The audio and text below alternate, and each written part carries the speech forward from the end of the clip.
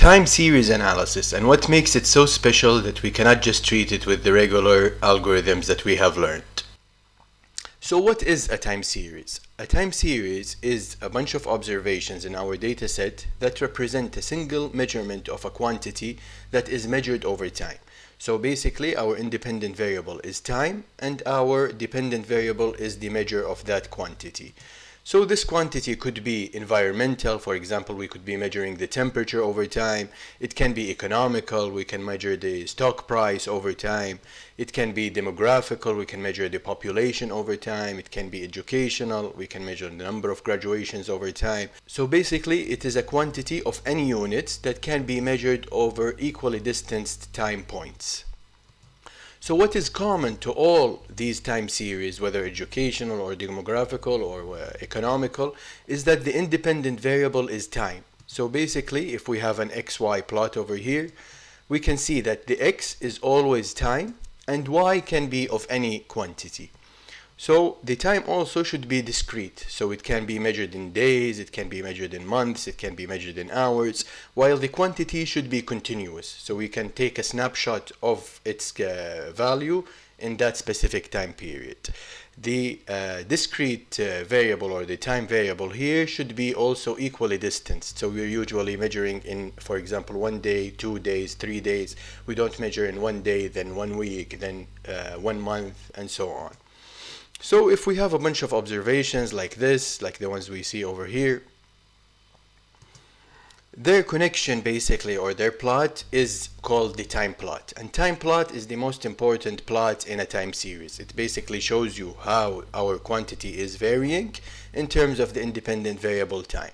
So what is so special about it? It looks like any plot that we have seen before for any data set. Well, what is special about it, if you think about it a little more, is that observations that are closer to each other tend to have a higher correlation than the ones that are far from each other. So if the value of temperature, for example, today is 20 degrees Celsius, tomorrow cannot be, for example, -10. We know that it will be affected by the temperature today, whether it's a causal effect or whether it's just a correlation, but there is an indication or a dependence on the value of today to know the value of tomorrow. But the value of, for example, 6 months later is probably going to be a lot different than the value from 1 day or 2 days later. So this is what makes them special. There is like an internal autocorrelation, and that's why we call it auto and not just correlation, between the points that are closer to each other. So the traditional models that don't deal specifically with time series don't have an assumption of autocorrelation. Actually, they assume that every observation is completely independent from the other. So for example, if we're taking measurements of students in a class for their height, for example, or weight, we cannot assume that there is a correlation between the height of student A and the height of student B. Whereas we're taking different measurements in different days, we can assume that the quantity today is highly correlated with the quantity tomorrow. And this makes our regular models, for example, simple linear regression or other models, not perfect to use with the time series analysis, except after some adjustments that we will talk about. So what is the objective of a time series analysis? What are we trying to achieve by analyzing a time series? First, we want to be able to describe the series. So for example, the series that we see below in this time plot, is it increasing like the one we see here? Is it decreasing generally? We want to monitor the time series, so we want to know what's happening in a specific point. For example, if a major or significant change occurred in a single point. So for example, we see a dip in that point highlighted over here. So we might be asking what happened. If this is, for example, a temperature plot or a stock price plot, we want to see what is the event that caused this observation to actually dip. And most importantly, we would like to be able to forecast, at least for the short-term upcoming period. So we want to know if this trend is going to continue upwards, or if it's going to be continuing slightly upwards, that is more flat, or maybe if it's going to be dipping or decreasing over time. This helps us, for example, if we are in the finance sector, to forecast what investments should we make, should we sell, should we buy. This helps us also if we are in the environmental arena to know if we continue with our production of CO2 at that level, how would the temperature be in the next year, in the next 2 years, and so on. So basically, description monitoring, and forecasting are the objectives of a time series analysis. Now, how do we model a time series? So a time series is just a bunch of observations that are varying with an independent variable of time. It's a single quantity being measured. So how do we model that?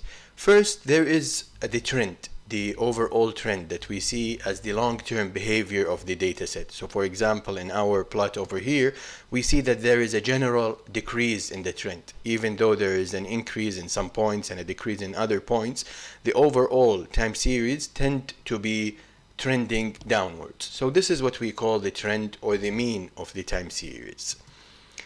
The seasonality is any repetitive behavior that we see over equally distanced period of time. So for example, here we see that there is a repetition. It's always that one point is at a certain value, then it decreases, then it increases, then it decreases again, then it increases again. So the seasonality behavior looks like this plot over here, looks like this graph over here. And the seasonality is denoted as ST, while the trend is denoted as MT. There's also the random behavior. So even though we have the trend and the seasonality, there is a random behavior. So for example, if we're taking measurements over additional points over here, we see that some points actually fall on the line of that we are predicting, which includes the trend and the seasonality, but some points aren't. So this over here, for example, this distance is a random variation that we cannot just predict with the trend and seasonality. This distance over here is the same. And this we call the random variation or the error. So it's denoted as ET. Now the models represent XT as the overall time series as the sum of the trend plus the seasonality plus the random variation. And this is called an additive model. There is also the multiplicative model. The multiplicative model is the one that multiplies the trend and the seasonality and the random variation. And usually you can spot it by an increase in the range or the variance of the time series. So for example, over here we don't see any increase. But if this point is over here, this point is over here, then we have a sharp dip, then a sharper peak. Then it's increasing over time. Then we can see that it's being actually multiplied. The effect is being multiplied rather than added. But we don't like to deal with multiplicative series because it makes the estimation of the trend and the seasonality very difficult. So what do we usually do? We just transform the multiplicative time series into an additive one by the log transformation. So we know that if we take the log of three values that are multiplied by each other, then the log value will be the log plus the log plus the log. So for example, log of xt over here, if xt was this quantity, it will be log of mt plus log of st plus log of random variation et. So here we can see that we transform the multiplicative time series into an additive time series, which makes it much easier to deal with. There are other ways to transform it, such as the Cox transformation, but usually the log transformation is the easiest to implement. Now, something that is very important, as we discussed in the first slide of the time series analysis, is the autocovariance and the autocorrelation. So basically the relationship between every point and the other points in the series, the dependence, let's say. So basically these autocorrelation and autocovariance functions represent the dependence between the two measurements at time s, for example, and time t, and s and t can be anywhere. So for example, over here it will represent the autocorrelation between this point and that point that is taken in s and that is taken in time point t. So before we go that, just a quick reminder, the expected value of any dataset is the mean of that dataset, and it's calculated by multiplying the value of the independent variable by the value of the dependent variable, which is the f of x, and integrating that over all the values. The variance is calculated as the expected value of x minus e of x all squared, which translates to e of x squared minus e of x all squared. The standard deviation is just the square root of that quantity, which is the variance. So the standard deviation is the square root of the variance.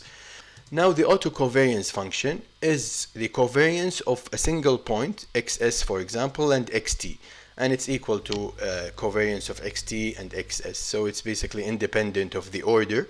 So it's just the relationship between 2 points, how 2 points are varying with each other, and that's why we call it covariance. So if we're taking those 2 points, it's going to be, if we just look at this value, so it's going to be the expected value of xs times xt minus the expected value of xs times the expected value of xt. And this will give us our autocovariance function. Now the autocorrelation function is basically the covariance over the square root of the variances of these two. So it's going to be covariance of xs xt, which is this value, which is translate to the gamma st, over the square root of the variance of xs, which is basically this quantity over xs only, and the variance of xt, which is this quantity over xt only.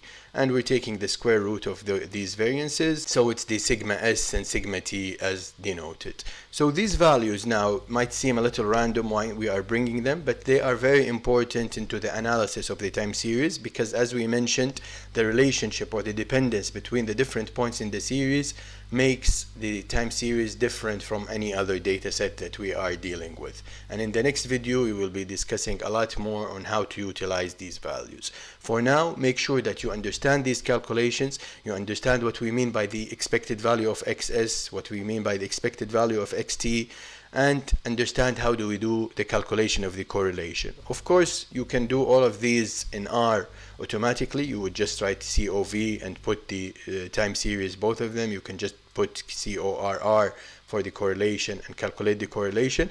But it's very important to understand how these calculations are done and what do they actually represent. And with this, thank you very much. Now you understand what is a time series and what is the type of analysis we would like to do with the time series. We will continue discussing time series in the next few videos. So please subscribe, comment, and like the video, and I'll see you next time.